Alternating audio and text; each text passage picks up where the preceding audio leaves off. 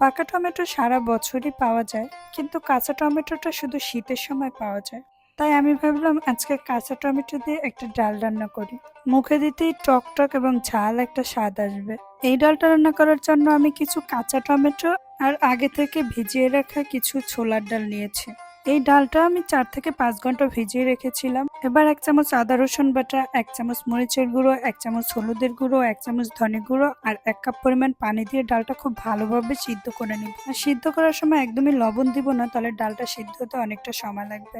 ডালটা নরম হয়ে এলে ডালটা তুলে নিব। দেন কড়াই গরম করে দিয়ে দিব 2টো তেজপাতা, 3টে শুকনো মরিচ ও সামান্য পাঁচফোড়ন। পাঁচফোড়ন থেকে স্মেল বের হলে রসুন কুচি ও পেঁয়াজ কুচি ভেজে নিয়ে দিয়ে দিব টমেটো। আমি কাঁচা টমেটোটা খুব পাতলা পাতলা করে কেটে নিয়েছি, যাতে ভেজে নেওয়ার সময় খুব তাড়াতাড়ি সিদ্ধ হয়ে যায়। আর লবণটা অবশ্যই টমেটো ভাজার সময় দিয়ে দিব। সবশেষে ডাল ও কাঁচামরিচ দিয়ে রেডি করে নিব। ব্যাস রেডি। এবার পরিবেশনের পালা। আজকের ভিডিওটি কেমন হয়েছে কমেন্ট করে জানিয়ে দিন। টাটা।